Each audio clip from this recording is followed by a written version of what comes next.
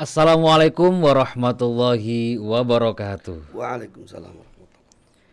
Bismillahi alhamdulillah wassalatu wassalamu ala rasulillah la haula wa la quwata illa billah amma ba'du. Sahabat santri dimanapun sahabat-sahabat berada, malam hari ini seperti biasa saya Muhammad Noval Rosyadi kembali hadir menyapa sahabat semua. Tentunya masih dalam program yang sama. Di mana lagi kalau bukan di Nadwa Voice. Dan malam hari ini kita akan berbincang dengan tema yang cukup menarik ya. Tema yang menurut saya pas dengan kondisi saat ini, yaitu santri menjadi politisi. Dan untuk membahas itu semua, di studio sudah hadir salah satu narasumber yang akan membeberkan bagaimana santri berpolitik. Dan di studio sudah hadir ada tokoh muda Indramayu. Beliau Kiai Haji Ibnu Hajar Amin atau yang biasa disebut dengan Kang Inu. Assalamualaikum Kiai. Waalaikumsalam warahmatullahi Ya. wabarakatuh. Beliau ini selain menjadi tokoh muda Indramayu juga merupakan wakil ketua umum nasional Brigade Ulama Muda Indonesia. Dan beliau sudah hadir di studio. Kita akan berbincang, ngobrol dengan beliau. Tentunya seru sekali. Untuk itu jangan kemana-mana ya. Selalu pantau terus, selalu ikuti perbincangan kami. Kiai, terima kasih sudah berkenan hadir di studio Nadwatul Ummah. Oke, sama-sama. Terima kasih sudah meluangkan waktunya hadir di sini. Ini kita pengen ngaji politik ya. Ini beliau ini merupakan alumni dari Pondok Pesantren Darul Ulum Jombang, betul Pak Kiai ya? Betul. Dan pengasuh Pondok Pesantren Sirojut Tolibin Tulung Agung Kertasmaya Indramayu. Wong Indramayu mesti wis paham kabeh ki. Pak Kiai, sebelum kita ke tema tentang santri menjadi politisi Pak Kiai ya. Kalau sebenarnya saya sudah nggak asing dengan Pak Kiai karena saya sering melihat Pak Kiai bolak-balik ke sini ya. Nah ini yang mungkin saya tanyakan, sebenarnya ada hubungan apa atau seperti apa sih hubungan Kiai Ibnu dengan keluarga Kiai Haji Fuad Hashim? Bagi saya ya secara pribadi, keluarga besar Kiai Fuad Hashim itu ya bukan cuma sekedar itu kawan, tapi juga sudah merupakan saudara. Nggih. Tarikannya mungkin saya tarik sampai jauh ketika bapak-bapak kami dulu sewaktu masih menjadi santri. Saya mendapat satu cerita bahwa bapak saya itu pernah satu waktu lah itu ngaji di pesantren Lasem. Saat itu masih ada Kiai Maksum Oh, Mbak Maksum. dari tahun 64 atau 63.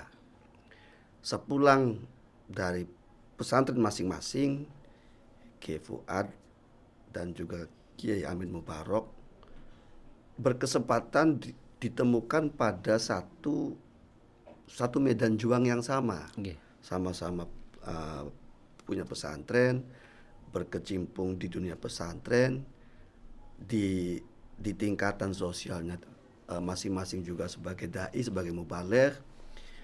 Nah, kemudian juga masing-masing menjadi pengurus Jamiah Nahdlatul Ulama di daerah masing-masing. Akhirnya dua orang ini menjadi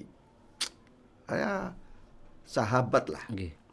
Sampai saya masih berusia kira-kira belum sampai 10 tahun saat Muktamar Nahdlatul Ulama ke-27 Situ Bondo itu menghasilkan satu keputusan final yang sangat berarti bagi Jamiah Nahdlatul Ulama, yakni kembali ke Hito 1926. Bagaimana Jamiah Nahdlatul Ulama saat itu spektrumnya, garisnya, perjuangannya back to strategi dakwah ke sosial, ke pendidikan. Nah, dari muktamar itu tidak serta-merta segala keputusan bisa diterima. Nah, di wilayah 3 Cirebon terdapat beberapa tokoh kiai muda yang berupaya untuk mentransformasikan, menyampaikan hasil Muktamar ke-27 Situbondo ke masyarakat. Nggih. Satu hal yang paling sulit itu adalah ketika merubah strategi politik dari kita ke P3. Nah, pasca Muktamar itu membiarkan kiai-kiai untuk tidak terjebak pada sisi politik. Oke. Tapi tidak setahun 2 tahun. Transformasi itu bisa sukses. Butuh beberapa tahun. Dan itu pun tidak semuanya bisa berhasil. Sampai di hari ini tersemat bahwa 2 tokoh ini masih dianggap sebagai pengkhianat bagi partai tertentu. Oke. Dianggapnya itu pengkhianat apa. Tapi apapun itulah, sejarah itu kemudian di hari ini saya lanjutkan. Saya pas sekali kebetulan 2000 berapa itu saya masuk ke pimpinan pusat di Ansor. Oke. Saya masuk pada satu bidang yang bergerak di dakwah dengan kiai-kiai muda, dan kebetulan saya bertemu dengan Kiai Faris. Nah, mulai tahun itulah Oke. saya dengan Kiai Faris sering turun ke daerah-daerah. Saya sampai ke Batam, sampai ke Bontang, sampai ke Kutai, sampai ke Riau. Hampirlah separuh Nusantara ini kita Jelajahi ya. kita jelajahi lah, Oke. kita kunjungi Oke. dengan berbagai suka dukanya. Oke. Sampai yang terjadi pada waktu kita ditugasi sama Ansor dari pusat untuk mengawal satu kirab, satu negeri di Siak. Bagaimana di hari itu kita dipersekusi secara Oke, iya. brutal. Itu sempat viral tuh, oke. Sempat viral juga Iya, ya. betul. Saya bersama Kiai Faris ya 2 hari itu nggak bisa tidur sudah. Tapi itu cerita saja. Oke. Jadi saya dekat dengan Kiai Faris bukan serta-merta. Oke. Ada banyak cerita dari bapak-bapak kami dulu yang di hari ini mesti kami sambung. Oke. Oke. Tidak boleh kemudian terputus begitu saja. Oke. Itu berarti ada sejarah panjang Ada Pak sejarah Kiai sebelumnya panjang, antara sejarah Abah dan kemudian Betul, sekarang betul. Pak Kiai dengan Pak Kiai Faris iya, meneruskan begitu meneruskan saja, betul. berdakwah di jalan yang sama mungkin Di Pak jalan Kiai. yang sama. Di jalan yang sama. Sama. Nah, itu tadi sempat menyinggung tentang politik Pak Kiai ya. Dan sesuai dengan tema kita kan santri menjadi politisi. Nah, sebenarnya politik itu sendiri menurut Pak Kiai Ibnu seperti apa Pak Kiai? Bagi saya yang seorang santri itu berpolitik itu seni sebenarnya. Seni. Seni bukan sesuatu yang menakutkan ya. Iya. Seni untuk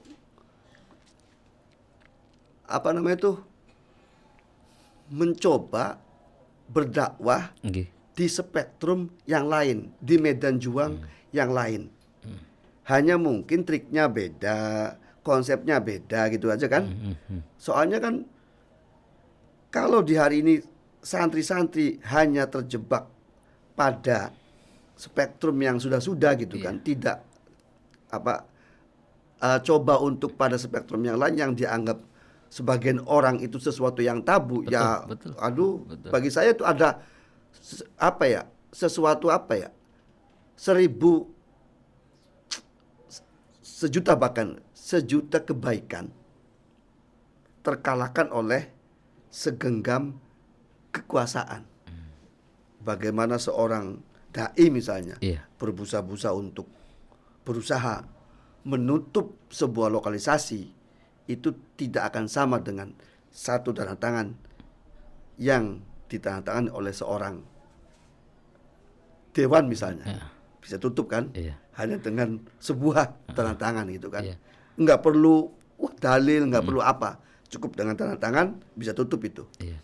Ya mungkin itu mungkin sebenarnya. Saya teringat dari ceramahnya Mbah Kiai Fuad Hasyim dulu bahwa santri itu harus jadi lurah, Betul, santri betul, harus betul, jadi betul, camat, betul. agar mereka bisa nih selain apa ya, maksudnya mereka bisa benar-benar kalau kayak tadi yang Pak Kiai Iya, sampaikan ya, bisa kalau ada sesuatu yang kurang baik di masyarakat itu bukan hanya sekedar berdakwah saja, tapi betul. bisa langsung Iya, melaksanakannya tadi. begitu ya. Oke. Betul. Saya sepakat itu. Iya. Nah, kalau untuk Pak Kiai sendiri, apa yang membuat Pak Kiai jadi tertarik nih, pengen gabung ke politik begitu?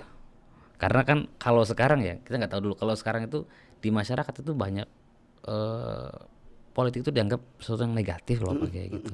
Nah, kira-kira yang memotivasi Pak Kiai untuk terjun nih di politik gitu, apa kira-kira Pak Kiai? Di hari ini saya menemukan satu fenomena memang. Oke. Banyak santri, bukan cuma santri, tapi putra-putra kiai, gus-gus, Oke. juga ning-ning Oke. yang di hari ini terjun di politik. Oke.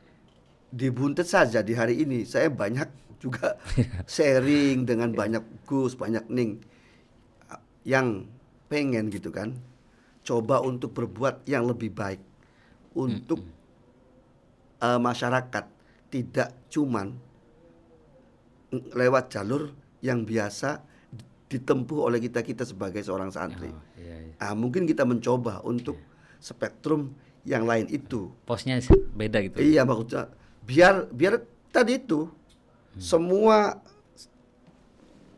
lini, semua spektrum santri harus bisa, bukan cuma di bukan cuma ya bisa juga jadi birokrat, Iya. teknokrat kan. Betul. Seperti itu. Betul. Masuklah Iya. sampai nanti itu kan Iya. bisa ke sana. Intinya tujuannya sama gitu Pak Sama Kiai ya. itunya Hanya kan sama. jalannya mungkin Demi kemaslahatan. Sudah itu aja sudah. Oke.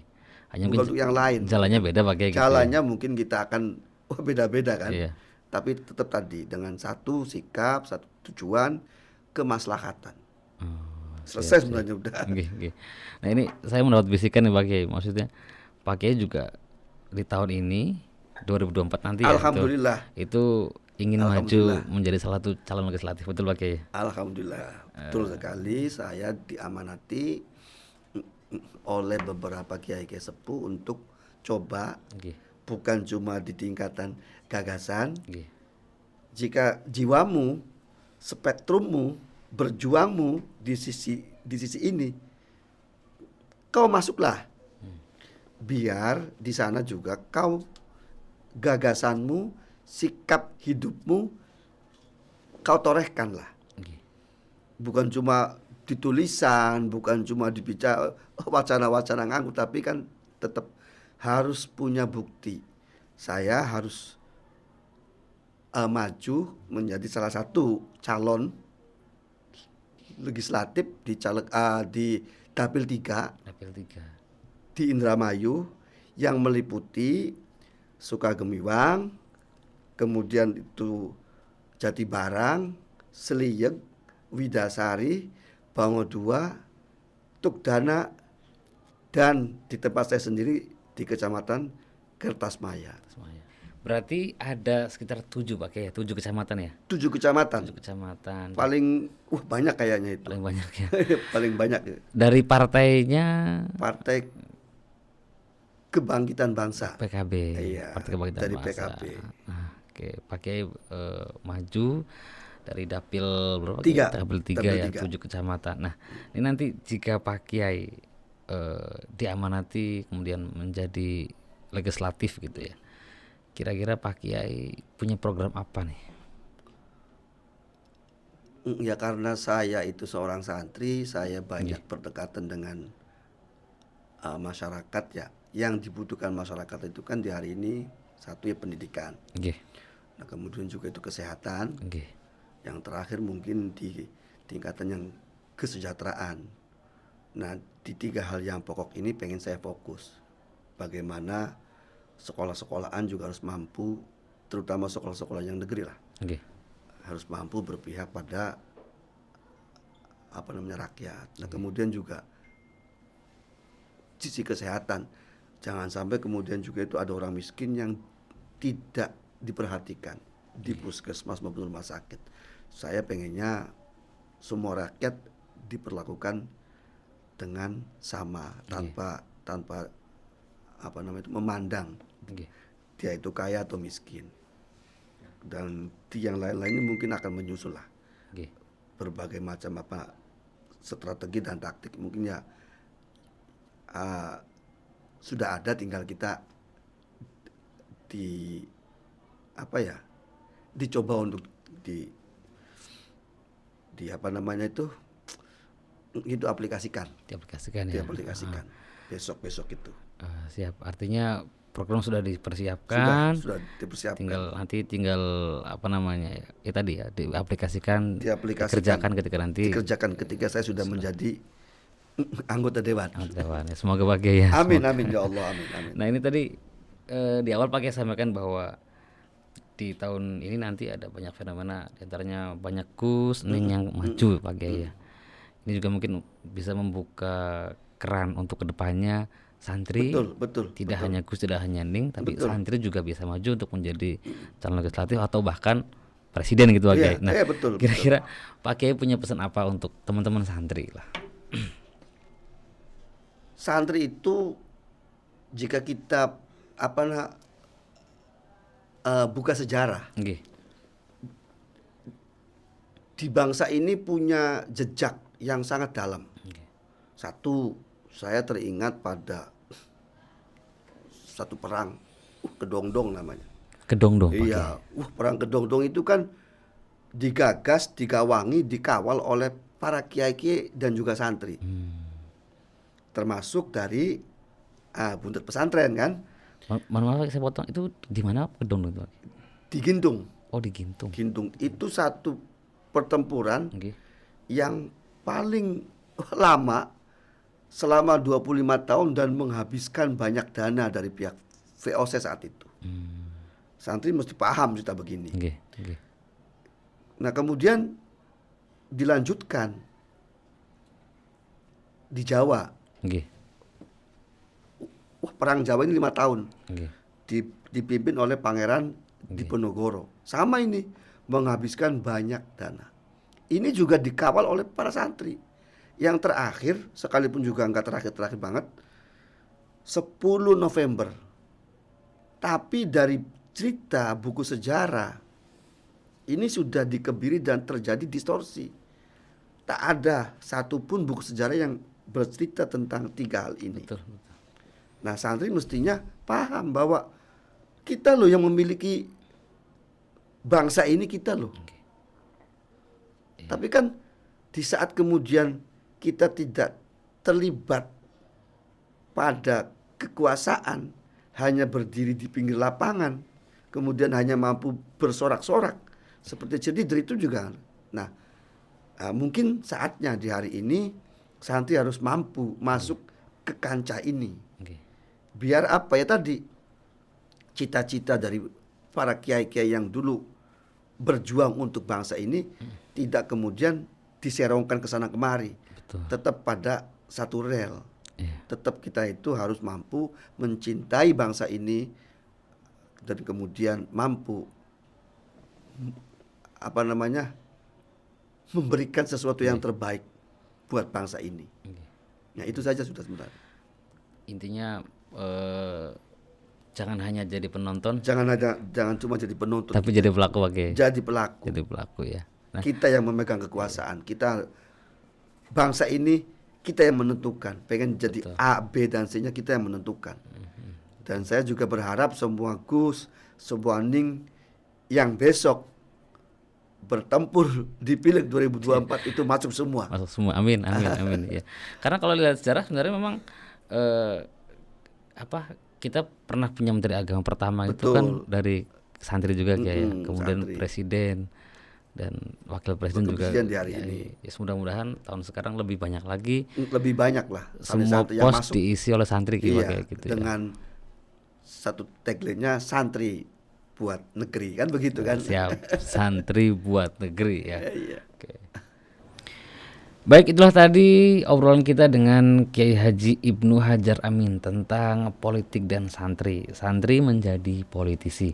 Sesuai dengan pesan beliau, santri harus punya motivasi untuk dakwah tidak hanya dalam satu pos tapi dengan pos-pos yang lain. Dan santri harus mengisi semua lini-lini penting agar santri merasa memiliki negeri ini. Karena kita punya tagline santri untuk negeri. Ya, demikianlah perjumpaan kita untuk malam ini. Sampai jumpa di episode berikutnya. Jangan lupa untuk terus tonton YouTube Nadwatul Ummah Media. Jangan lupa share, komen, like, dan subscribe tentunya. Saya Muhammad Noval Rosyadi pamit undur diri. Wallahul muwaffiq ila aqwamit thoriq. Wassalamualaikum warahmatullahi wabarakatuh.